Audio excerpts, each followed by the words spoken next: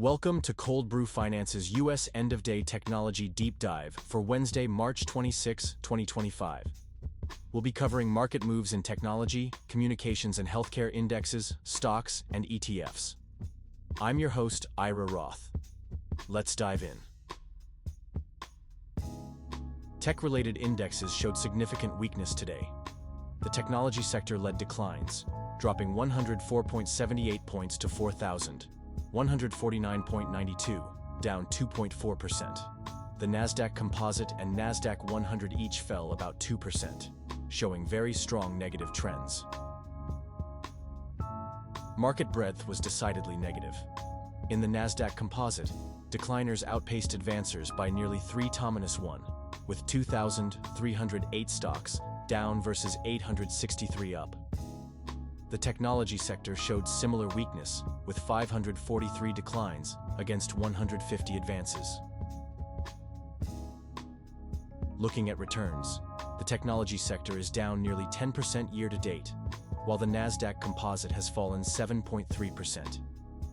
The healthcare sector shows relative strength, up 5.2% this year, despite today's decline. Among top tech performers, Jack Henry & Associates led with a 2.6% gain to 179.39, breaking out after 3 days of consolidation. VeriSign continued its impressive run, rising for a 9th straight session to reach a new one-year high. Looking at returns, VeriSign stands out with a nearly 20% gain year-to-date. Jack Henry shows building momentum, up 3.7% for the week. Gartner remains under pressure despite today's gain, down 14% this month.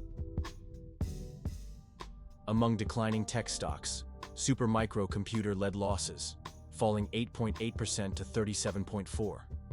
Arista Networks and Nvidia both dropped around 6%, while Broadcom showed increased volatility. In terms of broader performance, Arista Networks shows the largest year-to-date decline at 26%. Despite today's sharp drop, Supermicro Computer maintains a 21% gain for the year, highlighting its volatile trading pattern. Technology ETFs experienced significant declines today. QQQ and Vanguard Information Technology both showed very strong negative trends, falling 1.8% and 2.4% respectively. VanEck Semiconductor dropped 3.3%, marking its second consecutive down day. The leveraged 3x bullish QQQ fell sharply by 5.8%. Looking at returns, 3x bullish QQQ shows the most volatility with a month-to-date decline of 15.4%. 3x bearish QQQ has gained 11% month-to-date, while Vanguard Information Technology leads year-to-date losses at 9.4%. Looking at stocks in tech industries, I'm Sally Short. Major tech stocks closed lower today, with notable declines in Alphabet dropping 3.2% and Meta Platforms falling 2.4%. Amazon lost 2.2%, while Microsoft and Apple showed strong negative trends. Year-to-date returns show significant pressure on tech leaders. Alphabet and Apple have declined over 11%, while Amazon and Microsoft are down more than 7%. Meta Platforms remains positive for the year. In semiconductor stocks, Nanolabs led gains with a 5.4% rise. SmartChem and Atomera advanced 2% and 1.8% respectively. ChipMOS Technologies has shown sideways movement for 3 days. Monthly returns reveal mixed performance. SmartChem stands out with a 41% gain, while Atomera declined 15%. Nanolabs showed significant weakness, down 22%. ChipMOS and Triotech remained relatively stable. Cloud computing stocks were led by Block's remarkable 54.4% surge. Cisco Systems gained 1.3%, marking its third consecutive positive close. IBM and SS&C Technologies both recorded their fourth straight day of gains. Return metrics highlight Block's outstanding monthly gain of 27.8%. IBM and SS&C Technologies show positive year-to-date returns of 13.9% and 10.6% respectively. Cisco maintains modest gains for the year. In AI and robotics, Aptiv led with a 2% gain, followed by Hyundai Motor, up 1.6%. Both marked 3 consecutive positive closes. iRobot and Cognex showed flat price movement over several days. Weekly performance shows strength in Hyundai Motor and Aptiv, up 6.4% and 5.4% respectively. iRobot faces significant pressure, down 54% month-to-date, while Oceaneering International shows mixed signals. Thematic ETFs in AI and robotics showed varied performance.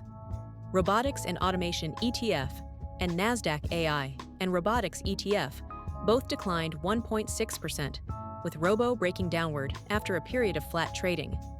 Industrial and Logistics ETF continues a strong negative trend.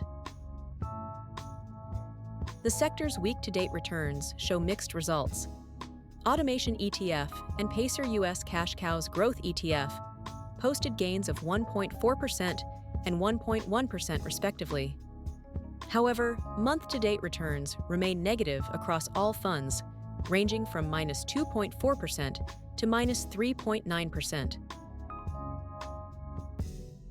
Electric vehicle stocks showed strength today, led by Nikola, with a dramatic 52.5% surge after breaking out from sideways trading.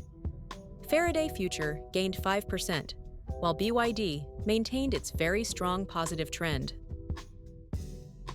Week-to-date returns highlight Faraday Future's 15% gain and Nikola's 52.5% surge. Year-to-date, BYD leads with a 50.2% return, while Nikola shows an 84.6% decline. In quantum computing stocks, Honeywell International showed strong upward volatility with 3 consecutive positive closes. TE Connectivity maintains a strong positive trend despite today's 0.7% decline. Keysight Technologies fell 1.3%. Week-to-date performance shows modest gains, with TE Connectivity leading at 2.4%. Month-to-date, most stocks are negative, with Summit Hotel Properties down 13.6%. Year-to-date, Archer Materials has declined 50.5%. Solar stocks were highlighted by VivoPower International's remarkable 84.9% surge amid strong positive trend. Canadian Solar gained 1.8% despite its very strong negative trend. Complete Solaria showed strong upward volatility. The week-to-date returns showcase VivoPower's extraordinary 224% gain. Month-to-date, it's up 460%. Complete Solaria has gained 15.6% month-to-date, while Canadian Solar shows continued weakness. Among thematic ETFs, iShares US Medical Devices ETF and First Trust Index Innovative Transaction and Process ETF showed milder declines. First Trust Nasdaq Cybersecurity ETF remains in consolidation after 3 days of flat trading while maintaining a mixed upward trend. Looking at returns, First Trust Index Innovative Transaction and Process ETF leads year-to-date with a 6.9% gain. Global X FinTech ETF shows the largest decline at -7.7% year-to-date. Week-to-date, most funds are showing modest positive returns despite today's declines. And with that, we wrap up another end-of-day technology deep dive. I'm Ira Roth, along with my AI co-host Sally Short. Thanks for watching. Please like, subscribe, comment, share. Cold Brew Finance is an experimental project with market reports written, narrated, and delivered totally by AI, with market data kindly provided by financialmodelingprep.com. Always seek professional financial advice before making any investment decisions. Check into the channel daily for coverage of stocks, crypto, currency, and commodities. Thanks for watching.